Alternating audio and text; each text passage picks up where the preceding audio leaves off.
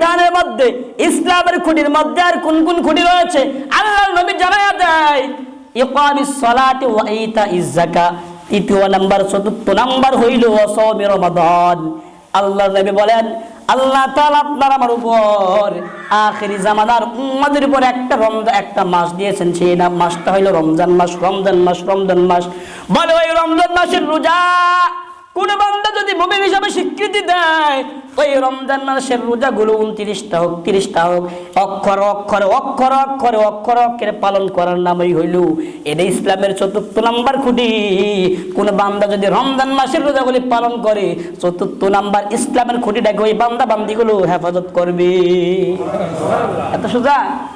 এই যে রোজা আসতেছে, পঞ্চম নাম্বার ওইদিকে গেলাম না, প্রসঙ্গে আলোচনা করবো ইনশাআল্লাহ, সেটা হলো হজ্জে বাইতুল্লাহ জিয়ারত করা।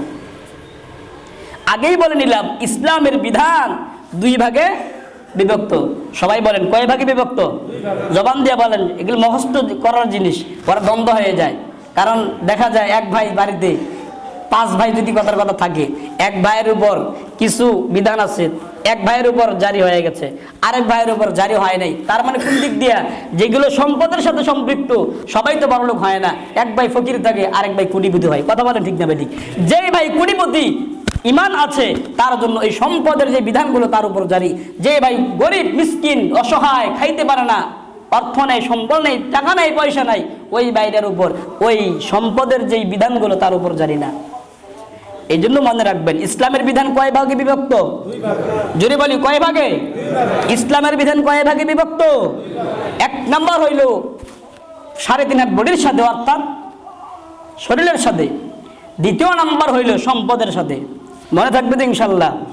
এখন দেখি সেই রোজাটা কার সাথে সম্পৃক্ত। এখন আপনারাই ফতোয়া দেন, বুঝছেন? এই রমজান মাসের রোজাটা শরীরের সাথে সম্পৃক্ত না সম্পদের সাথে সম্পৃক্ত? সবাই বলি, সবাই বলি। এই তো এখন কঠিন হুজুর, যা বলেন বলেন। এই রৌদ্র, চৈত্র মাসের রৌদ্র রাখতে পারবো না কেন? আমার জন্য এটা কষ্টকর, ঠিক না? বিশেষ করে যুবক ভাইদের জন্য কষ্টকর। যুবক ভাইদের শক্তি আছে, কিন্তু তাদের অনেক বললাম অন্তরের সাথে বা আমার অন্তরের সাথে মিলে না, খুবই কষ্ট।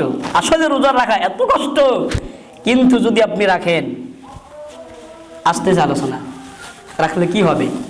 তো ভাইয়েরা আমার, বোঝা গেল রমজান মাস সামনে আমাদের, হাতে গোনা কয়েক ঘন্টা বলা যায়, কয়েকদিন আর বলার প্রয়োজন নেই। একদিন বলেছিলাম আল্লাহর কাছে সময় কোনো সময়ই না, দুনিয়ার সময় আল্লাহর কাছে কোনো সময়ই না, কয়েক ঘন্টা বলা যায়। তাহলে এই যে রমজান এটা চলে আসছে, এটা ইসলামের মূল ভিত্তির ভিতরে কয় নাম্বার ভিত্তি? কয় নাম্বার খুঁটি? 4র্থ নাম্বার। কত নাম্বার? 4র্থ নাম্বার খুঁটি। তার মানে বোঝা গেল কত বড় দামি একটা ইবাদত। এটা হলো এক প্রকার, এক কথা। 2 নাম্বার হইল, এই রোজাটা শুধু কি আল্লাহ তাআলা আমাদেরকে দিয়েছেন না অন্যান্য নবীদের উম্মতের উপর ছিল, সেটা আগে জানার দরকার। আমি যে আয়াত বলছি, আয়াতের মধ্যে আল্লাহ বলেন, ইয়া আইয়ুহাল্লাযীনা আমানু কুতিবা আলাইকুমুস সিয়াম।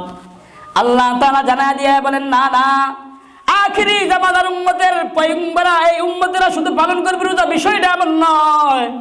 বাকি আমাদের ইবাদতের পদ্ধতি, তাদের ইবাদতের পদ্ধতি ভিন্ন ভিন্ন। কথার কথা শুনে নেন, আমরা নামাজ পড়ি 5 ওয়াক্ত, অন্যান্য নবীদের আমাদের সিস্টেমে 5 বার 5 ওয়াক্ত নামাজ ছিল না। আমরা যে পুরো রমজান মাস রোজা রাখি, আমাদের রোজা তাদের মতো নয়। তারাও রোজা রেখেছেন, হয়তো 5টা, হয়তো 10টা। তাদের ইতিহাসগুলো ঘাটলে পাওয়া যাবে, ওইদিকে আলোচনার কোনো প্রয়োজন নাই। আল্লাহ তাআলা জানায়া দিলেন, কামা কুতিবা আলাল্লাযীনা মিন ক্বাবলিকুম, নবীকে জানায়া দিলেন, আয়াত নাযিল করে, ওগো নবী আপনার উম্মতদেরকে জানায়া দেন, উম্মতেরা টেনশন করার কোনো প্রয়োজন নাই। কামা কুতিবা, যেমনি ভাবে এই রোজাটা ফরজ হয়েছিল, ফরজ করেছিলেন আল্লাহ তাআলা, মিন ক্বাবলিকুম, তোমাদের পূর্বে যত জাতি রয়েছিল, দুনিয়ার জমিনে যত মুসলিম হিসাবে যারা স্বীকৃতি দিয়েছে, যত নবীর উম্মতের এসেছেন, তাদের সকলের জন্য আল্লাহ তাআলা এই রমজান মাসের রোজাটা ফরজ করে দিয়েছিলেন। চিন্তা করেছেন? খালি আপনার আমার জন্য না, সকলের জন্য ছিল এই রোজাটা। এই রোজা সকলের জন্য। আরেকটা কথা বলে নেই, এই রমজান মাসের রোজা এটা হলো তাকওয়া অর্জন করার মাস। তাকওয়া কি? যে আল্লাহকে ভয় করার মাস।